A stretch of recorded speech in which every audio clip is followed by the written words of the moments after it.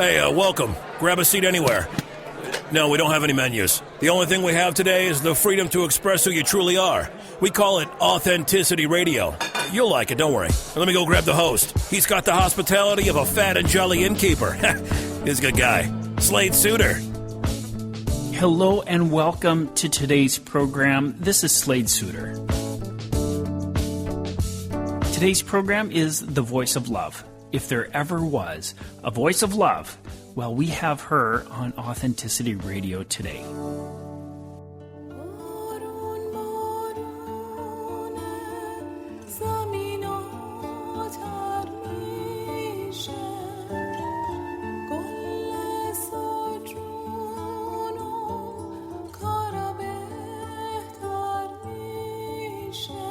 In everything that Mitra Rahbar does, she creates. She's a poet, she's a songwriter, she's a singer, and she's a writer. And as I said before, the voice of love.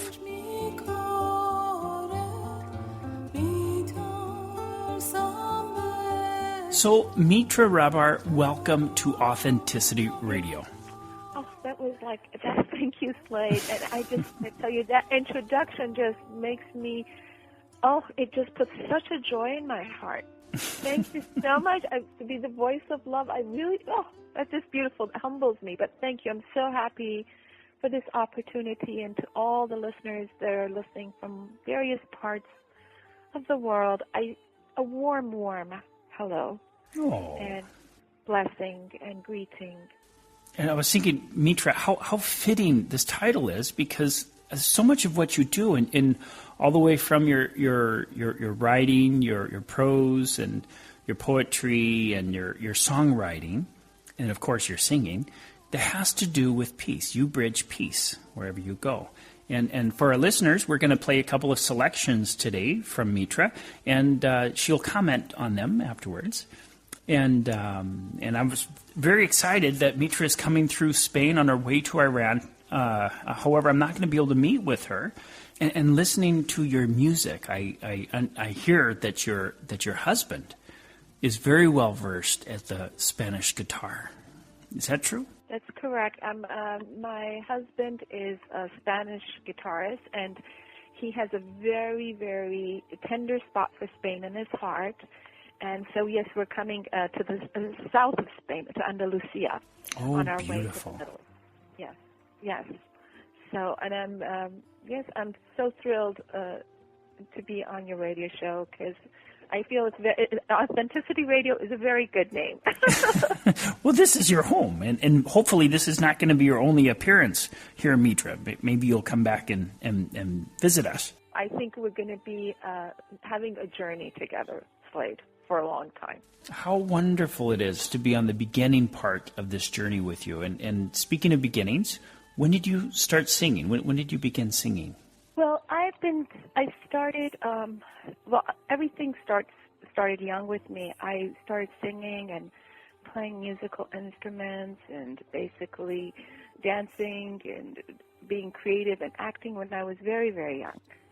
I don't know if there was a point where I could say, that's when I started, but I can remember when I was 3 years old and a relative in Iran asked me, what do you want to do?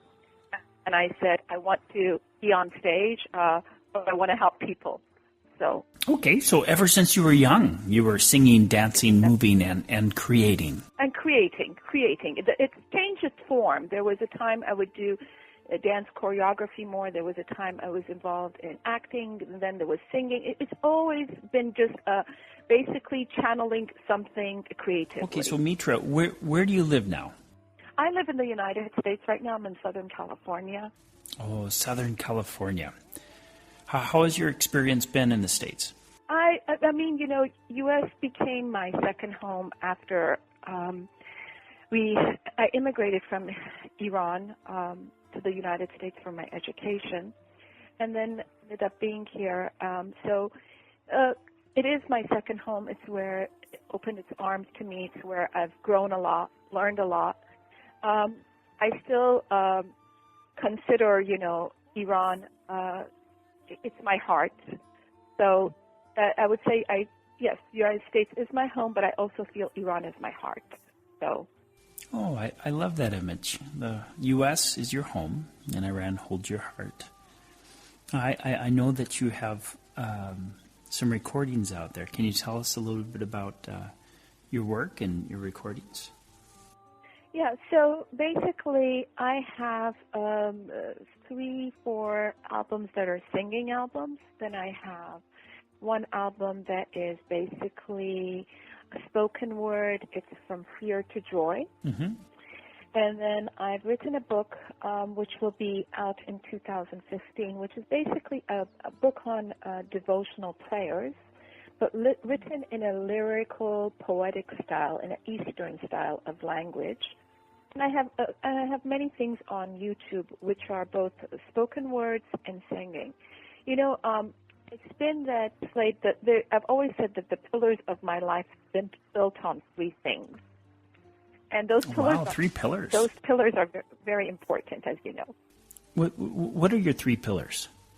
Yeah, well, the thing is, for me, it's always been the 3 things, and from very young. And one is basically spiritual enlightenment and devotion to that kind of life. Mm-hmm. And then artistry is another one. And the third one is service. I was a social worker.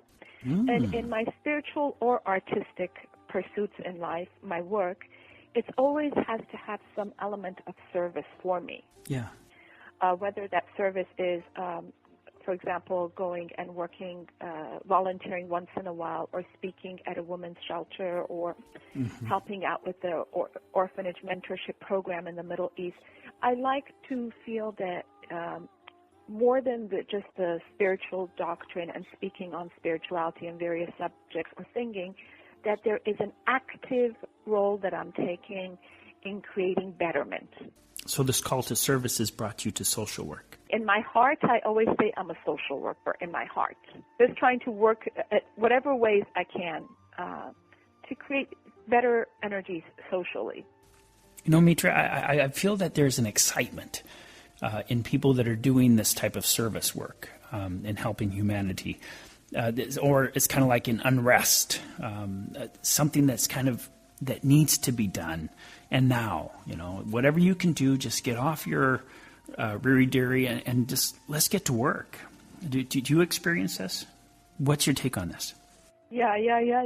And you know what? I think it's like people who feel this compelling need. That's because I know it's a compelling need to really actively be a part of creating the synergy of enlightenment or peace or consciousness. They really feel that time is of the essence, that they don't have time. Sometimes when I travel once a year to Iran and I'm so busy there, I do so many workshops, always my friends and relatives say, well, you came here and you really haven't had time to visit us. You've been why do you make yourself so busy? And I say to them, you don't understand. I don't choose this because it's, I'm just choosing this. It's chosen for me. Yeah. And I just going with this tide. I have to feel that I'm giving this energy. And because I think it's a selection. It's like we are soldiers of this consciousness, soldiers of whatever you want to call it, of service. And when you are, you feel it's a life. I always say what I do is not a job. It's my life. There's a big difference. There's no retirement for me saying, at 65 I retire. No. This is just a continue. Whatever I do, whatever we choose to do, whether it's writing, whether it's singing, whether it's whatever it is, there is a reason behind it, and it's not for the ego.